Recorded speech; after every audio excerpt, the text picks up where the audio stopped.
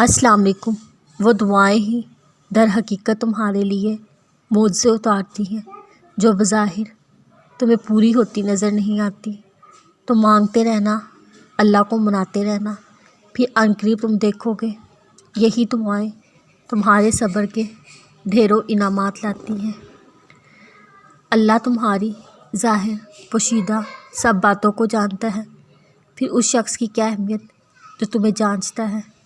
لوگ تمہیں کیا سمجھتے ہیں اس بات کی فکر تم چھوڑ دو، اللہ کی نظر میں کیسے ہو بس یہی معنی رکھتا ہے۔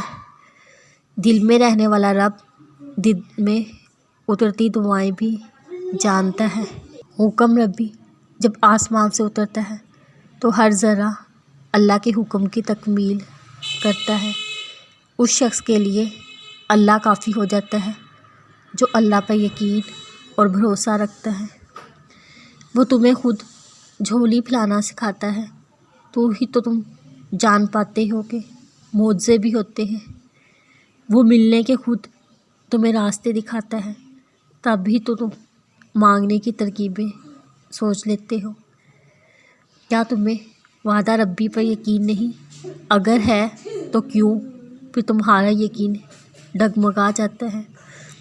وہ ناممکنات کا بادشاہ ہے، اس کے لیے سب ممکن ہے۔ وہ جب کہتا ہے کن تو پھر چلنا اس کا حکم ہے۔ جو مانگتے رہیں مسلسل مایوسی کو دفنا دے، پھر میرا اللہ معجزے کر کے ان کا دل کرتا مطمئن ہے۔ ہو سکتا ہے صرف ایک دعا کی بات ہو سکتا ہے اللہ کن کہنے والا ہو۔ کیوں لیتا ہے تم لوگوں سے دعائیں پوری ہونے کی تصدیق؟ کیوں تو رب کی طاقتوں اور قدرتوں کو بھول جاتے ہو؟ جو بات تمہارے دل سے نہیں نکل رہی جان لو کہ وہ ہوگی ضرور پوری۔